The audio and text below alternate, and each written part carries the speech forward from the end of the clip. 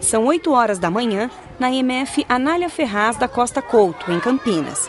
Esta turma de crianças de segundo ano está saindo da sala de aula com um objetivo: observar o céu. Toda semana a gente vem aqui para fora, 2 vezes por semana, para observar o céu e desenhar o sol com relação ao poste que a gente escolheu, não é mesmo? Quais são as regras quando a gente vem aqui desenhar o sol? Como, Rodrigo? Sentar no mesmo lugar. E o horário? E o horário? Sempre o mesmo. Tá, então vocês podem começar... não pode ficar olhando para o sol, exatamente. Então vamos, então vamos desenhar o sol. Débora é professora da turma e trabalha com os alunos um projeto que desenvolveu em sua pesquisa de mestrado na Unicamp. Os povos antigos observavam o sol, a relação do sol com algum referencial e foram percebendo que o sol se movimentava com relação a esse referencial.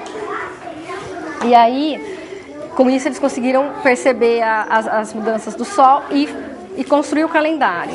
Então, o aluno, a partir dessa atividade, a gente conseguiu colocar outras, como aí medir a temperatura todos os dias.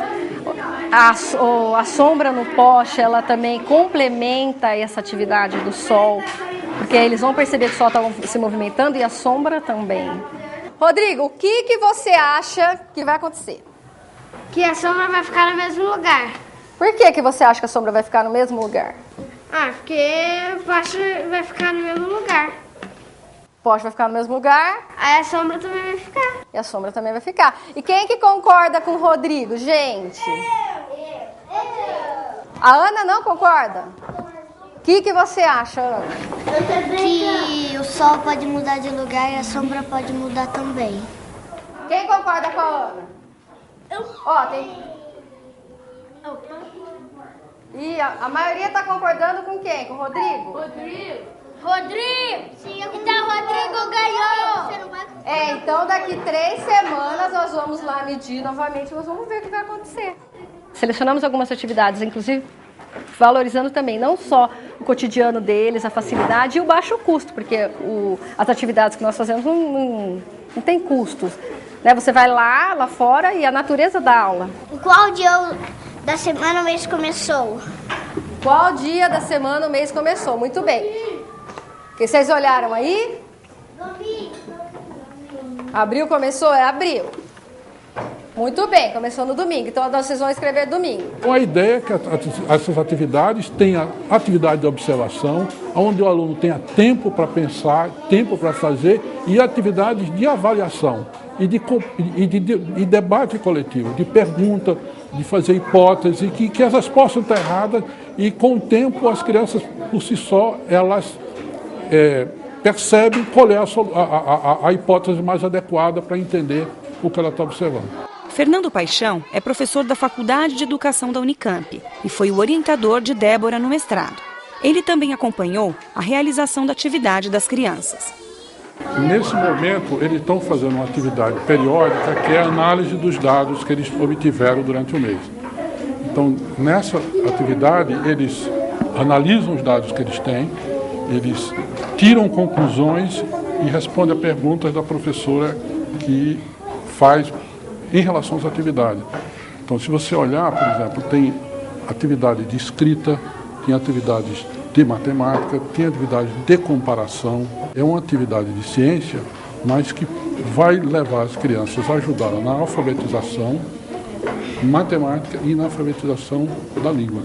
Então é interessante, e o mais interessante é que a criança está envolvida no contexto. Isso. Tudo faz parte do que ela está estudando. Exatamente. Né? E ela vai trabalhar essas questões em cima de dados e de observações que ela fez. Não é uma coisa externa. Não é como um livro que descreve um fenômeno e você tem que pensar sobre ele. Os fenômenos que eles estão analisando são fenômenos que eles observaram. Essa coisa eu acho que mais interessante. Então, quando faz sentido para a criança, é mais fácil ela aprender, mais prazeroso. Exatamente. Então, por causa disso, há um envolvimento imenso deles. Vocês podem ver que apesar de ser crianças muito pequenas ainda, como elas se rearrumaram, como elas vão e fazem as atividades, como elas se sentam e trabalham em grupo, certo? E isso é quase como se eles passam a adquirir um certo metaconhecimento sobre o aprendizado, como ele tem que se comportar para aprender. Mas o dia que faltou também teve aula.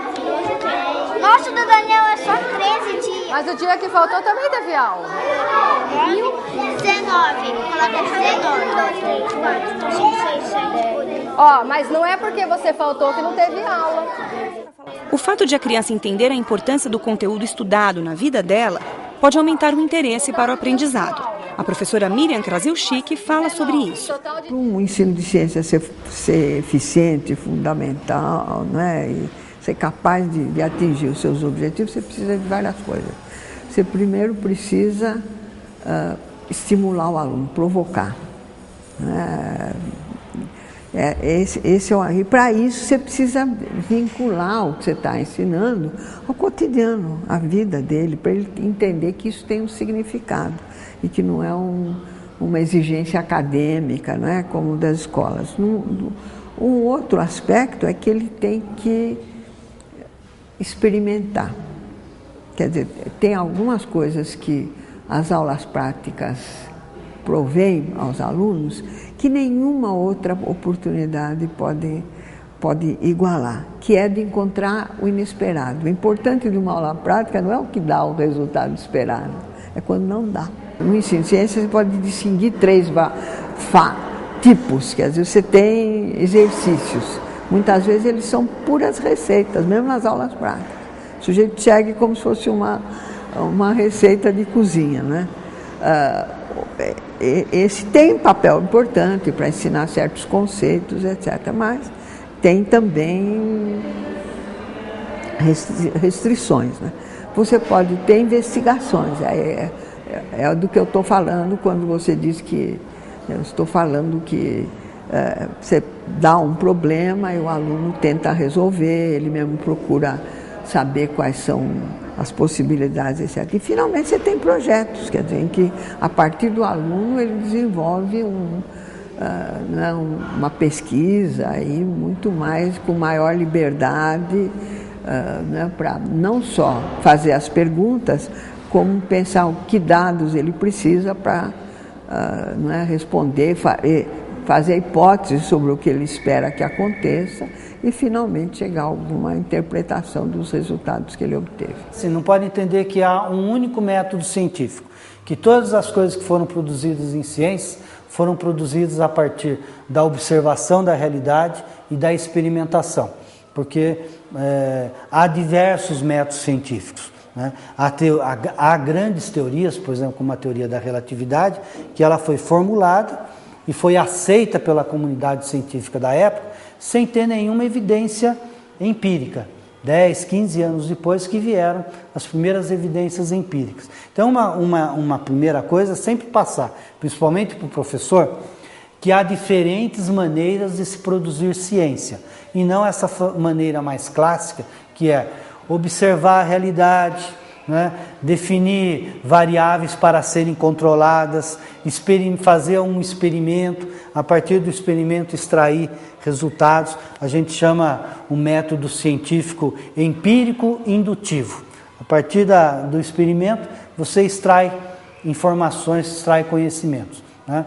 Então, ela pode, né? Lembrando que qualquer método de produzir informações pode ser utilizado dentro da ciência. Então, um debate entre diferentes pontos de vista, como existe um debate na academia, né, nas universidades, nos encontros científicos, desses debates podem sair, né, novos conhecimentos científicos. Então, o debate que se faz na sala de aula também pode favorecer isso.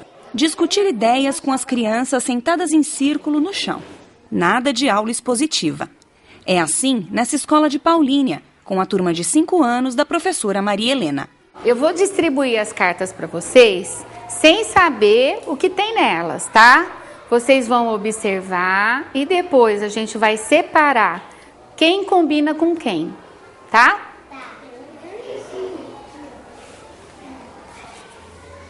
Pode virar e ficar observando. Olha o que tem nessa carta. Depois a gente conversar sobre elas. O que tem nas cartas, gente? Ó.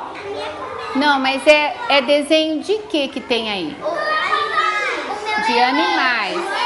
Então agora nós vamos fazer aqui no meio mesmo uma separação. Nós vamos colocar no chão e fazer grupo de quem combina com quem. Neste jogo, as crianças deverão agrupar os animais de acordo com seus próprios critérios. Além disso, precisam justificar os seus argumentos. Então vamos começar com o Caio. O Caio vai colocar esse daqui e aí o Pedro vai colocar o dele. O seu pode ficar junto com o animal. Que animal que é esse mesmo? Gato. O peixe pode ficar junto com o gato? Esse jogo dos animais, ele pode ser feito com qualquer objeto. No nosso caso, nós estamos buscando uma classificação dos animais. Então, no começo do ano, a gente elege o nome da turma. E o nome dessa turma é Turma da Natureza. E Turma da Natureza é a turma de todos os animais. E daí surgiu a base para nós fazermos esse projeto, que é um projeto de conhecer os animais como componentes da natureza. Naquele momento, eles pensavam só nos animais. Hoje, eles já se colocam como parte da natureza, que é uma coisa muito interessante. Convidamos Jorge Megide para acompanhar um trecho da atividade da professora Maria Helena. Quando a Maria Helena procura introduzir, já com crianças de 5 anos, essa tendência de agrupamentos, né? Que critérios que são usados para agrupar. Isso mais para frente pode ser utilizado por um outro professor de ciências para, se a escola tem uma estrutura em continuidade, lembram quando vocês fizeram esse trabalho lá na educação infantil, de agrupar e tal? Pois é, os cientistas agruparam de maneiras diferentes. E aí a criança vai vendo que a forma como ela atuou, né, quando era criança mesmo, na educação infantil, né, é muito parecida com a forma que o cientista atua. Eu acho interessante também a gente trabalhar a classificação dos animais, porque eles vão utilizar a observação direta, a reflexão e exatamente a classificação. Por que os animais são diferentes, não é? Eles serem diferentes traz o que para nós? Então hoje essa turma já tem até um conceito de cadeia alimentar, que nós trabalhamos isso também. E os pássaros comem peixe, gatos, cachorros correm atrás do gato. Comem minhoca. Então há diferentes maneiras de trabalhar, por exemplo, classificações. Isso envolve procedimentos científicos, né? Não métodos científicos, procedimentos científicos, e elas vão adquirindo novos conhecimentos. Depois, de repente, um animal chamou muita atenção, tem um texto de literatura infantil que fala daquele animal, das características daquele animal, o próprio texto literário. É hora da gente trazer o texto para ser lido em voz alta, ser lido pelas crianças, comentado. Então isso vai trazendo a perspectiva interdisciplinar e vai trazendo mais informações para as crianças. Mas quando nós fizermos esse jogo aqui, vai acontecer do cachorro morder o menino? Não, porque é o dono. Porque é o dono e porque nós estamos separando os parecidos. Não é aquele que come quem.